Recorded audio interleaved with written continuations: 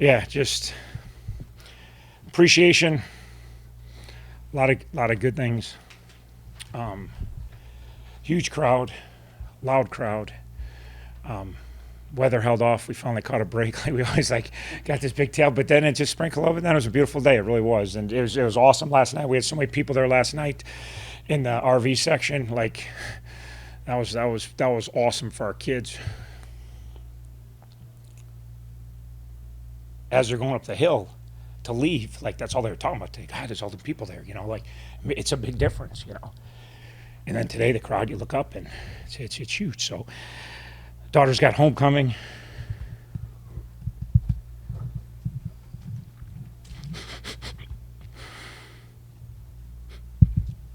Sorry.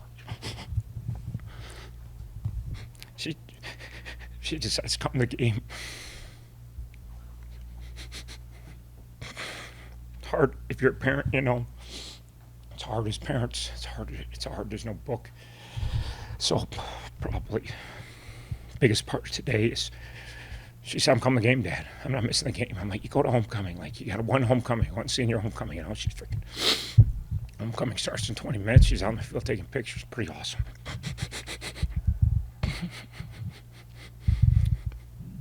So, a lot of things to appreciate today. Team prepared well. Coaches had good plans. We have not played our best football on defense. We played really good football in spurts. We played hard. We haven't played like we know we can play. Offense, we haven't been good. We can't move the ball. You can say whatever you want. You can try to spin it. We're not big on spinning things around here. Hey, no, we stink. We stink. We haven't got it done. We're not close to the level that we know we can play. Losing McWood for the year, you lose a great player. You got to move Ivan. You got to move Salopek. But then the confidence. You lose McWood like he's our guy. And then you get, we kind of got some rhythm going today. And then right before the half, you find Brett's out. You find Bester's playing good, and he's back out. You find Homer's back out. That's what we got from halftime. Like, he's out. It's like, okay, well, that's, three of your best players. Like, we're not trying to play this year without Gabbert and Homer and Bester. Like, Homer's been injured for 2 years. Bester's been out for 2 years. Like, we're planning on those guys playing. That's what you get coming off the field at halftime. Like, again, for me, it's fine. All right, but the kids, like, if you don't think there's a dent when they hear those guys ain't, like, AJ, you're up, freaking tight ends, you're up, young backs, you're back up, we're going to kind of take back, Sterling doesn't practice all week, goes out there, plays as long as he can, so we can't get going the second half. It just kind of feels like you got all the reasons why you can't get it done. We catch a break, they cover up the tight end, and then we didn't play very good, but they're good. They're hard to stop, man. They're hard to stop in 19. They're hard to stop. Man, you got to play good defenses. Like, they had 550 yards against Mizzou. I know Mizzou, I don't know. Maybe they're not a good at. They're an SEC. They don't recruit anybody we recruit. It's like Central Michigan doesn't recruit against Missouri. Like, they got dudes all the field. They ran for 250. They threw it. It was ridiculous. They scored 21 points against LSU. Like, 21 points. They threw it over LSU's head. Like, they got Pendleton. And so they got tons of good players. And then you're down 17-14. Your offense hasn't done anything in the second half. And then you get Sterling's out. Dom's cramping up. Kimpler can hardly move. Quez, you're going in. Mike Brown, who practiced all week at boundary safety because we didn't think Sterling's going to play. Then he's got to play nickel. He didn't even practice there. They do all this stuff. They have as much offense of any team I've ever defended. And now Mike's playing position. He didn't practice all week. Now he's played nickel, but he hasn't played nickel against all this stuff. And then the fourth quarter game of line, and Mike, you're going back to free. Then they're hurting us with the one stinking pass. St. Flood route hurt us all day. It was really the only chink in the arm. And then we said we got to have a check against it. We thought we kind of knew when it was coming. We didn't really know when it was coming, but we had to do something. And then Mike gets us in it, like on the fourth down play, Mike gets us in our check, and we get the stinking sack, and they don't complete one for like the fifth time in a row. And Mike Brown's like, now you got to go play free, And he's been here for, it ain't easy. Play two different positions. Let alone fourth quarter, you switch back gears, And Quez is out there playing his tail off. Quez hadn't played a meaningful snap at Miami, and now we're down 17 fourth quarter against Central Day of Michigan, and Quez got to go play.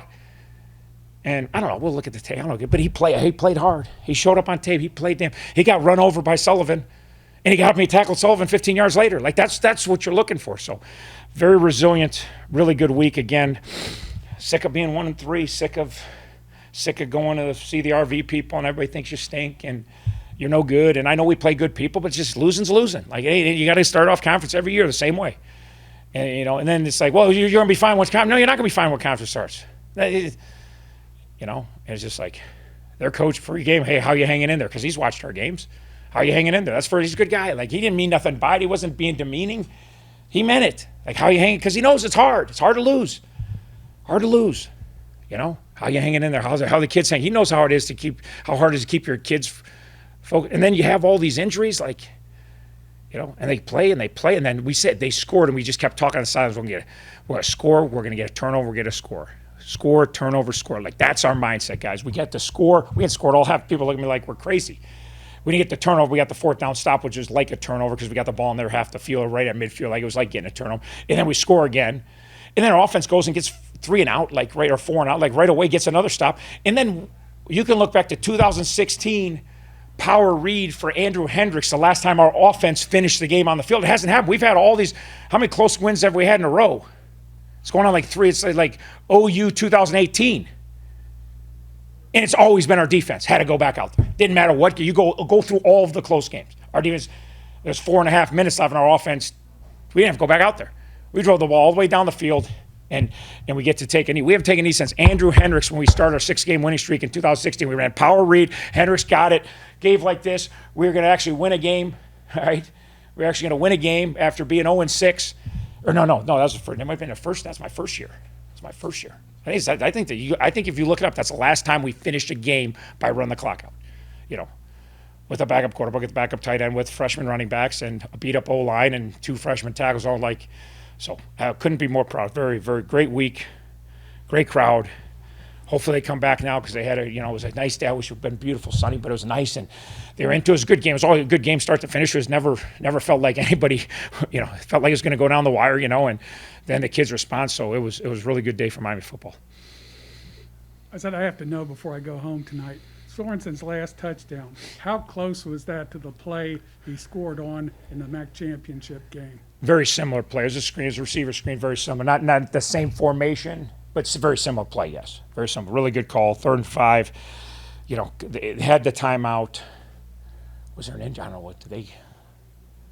There's a timeout there. I don't know why. You called timeout. I called timeout. Yeah, there you go. I'm getting old. We called timeout.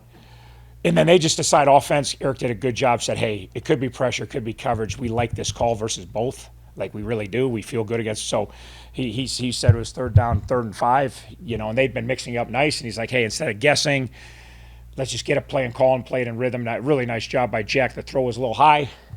Jack makes a nice catch, and then really nice blocks. I don't know who got the blocks, but really nice blocks. It did not look like, but then we got 2 blocks. Next, it was a walk-in. But very similar, yes. And how close is Jack to Mr. Clutch for this team? Yeah, no, and that was the one thing Eric was just saying on that play was 3rd and 5. Okay, what do we got to try to get the ball to Sorenson? That was during the timeout. Like, what do we got that?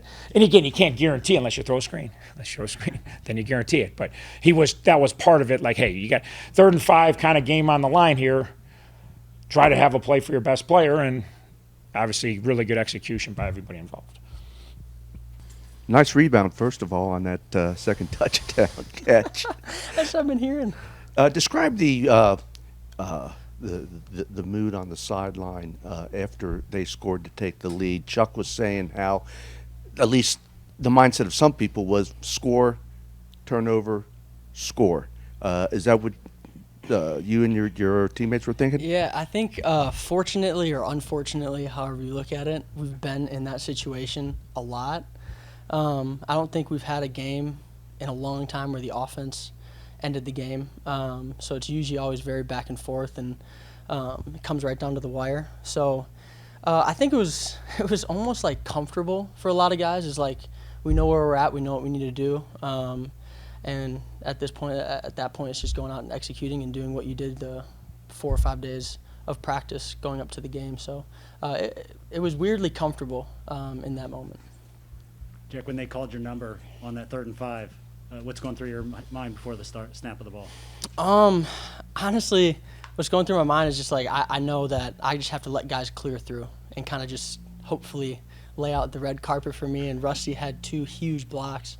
I think he took 2 guys out with 1 block. I don't even know how he did it, but and that's kind of what happened. AJ threw it up, went up and got a catch. I don't think it was that high also. I don't know. Everybody's saying there's the high. Dr. J like, don't get me wrong. But yeah, no, I mean the real credit goes to the O-linemen. They went out and they just cleared a path. I could have walked into the end zone, so I didn't really have to do much. Just catch the ball and run forward. It was pretty easy. I'm thinking Central Michigan is going to be pretty glad when you graduate and you get out of here, given the championship game and then a couple, today and everything. But it looked like they had, just in general, pretty tight coverage on everybody. It was just playing good catches that, high pointing the ball and everything that did it. How do you feel about their defense for your passing game? Yeah, I mean Central's a talented team. They load the box and they play man and cover four, and they just expect you that it comes down to winning on the outside, and we won a couple more than they did in this game, and I think that's why we won. But I mean, huge credit goes to Mac, Jaywalk. We had a bunch of guys that made a ton of plays. Homer on the first one, that was a tight coverage, and he made a great catch. So, I mean, we have playmakers, and they have playmakers, and this game just kind of came down to we made a couple more plays than they did. So, all the credit in the world goes to Central. They have a great team and two really young corners that are going to do really good in the league. So, so it was a fun game. How about AJ stepping in after halftime, especially regrouping after throwing that interception on the goal line? Yeah. He really turned it around after that. Yeah, I mean, that's AJ in a nutshell right there. I mean, he steps in whenever his number's called, and he always comes out and produces for us.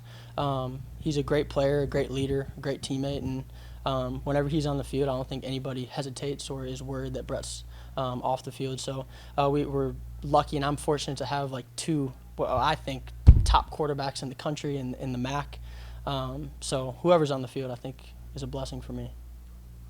The coach mentioned it, but from a player standpoint, how did you guys feel about having a pretty nice crowd there today that you could really hear on some of those big plays and everything? Yeah, no, it helps. I mean, it's always fun being at home, especially in like a late afternoon game when everybody comes down to the stadium and it's nice out. And it was a little overcast, but it was nice out, I thought. So it's always a great time. Yeah, those third, fourth down plays, especially for the defense too. You can hear everybody getting up and getting rowdy and loud. It's a fun time. So, like I said, I think Jaeger's a great place to play, and we have an awesome fan base. So, and tonight just showed it. A lot of people came out for us. This is Ben Kimpler. Questions for Ben. Not just a crucial sack on fourth down to get the ball back, but a crucial sack on fourth down to get the ball back in the open field where everybody can see you. How much of a rush was that? I think that's the second one for me this season, and this couldn't have came at a better place. I mean, home family weekend. I got brother in from Seattle, sister in from Iowa, so to be able to do that in the fourth quarter when the game was on the line meant a lot to me, for sure. What was the celebration? So about 8 months ago, I just recently became a father. So I got a little baby boy named Easton, and just showing him some extra love. I saw the rocket. Yeah. Ben, Coach and Jack both talked about the crowd today, and you guys everybody was talking about just what's it like to play in front of a crowd like that. I mean, really, the last time I've seen Jaeger was like that was probably 2017 or 2018 when we hosted Cincinnati. I mean, great turnout. I think our marketing team can do a great job pulling people to the stadium, and I think definitely having family weekend, there was a lot of commotion, a lot of talk about being back in Jaeger, especially with some of the closer games that we've been having with our out of conferences. I think this is just showing that the Red Hawks are back. How difficult was it to make the switch overall as a defense to go from playing somebody like Army and then come back and play a team that, they ran it occasionally, but they're throwing the ball all over the place? How difficult was the adjustment? Yeah, I think it was definitely more difficult to prepare for Army just because they're a team that practices that triple option 365 days a year, and that is what they are good at. But when we're able to kind of get back to our schemes and our grooves, like having Central run the ball, like you said, and pass here and there, I think that's just more of our comfort zone. So we were able to get a good game plan in, practice well Sunday through Friday, and then come out here and display what we've been practicing.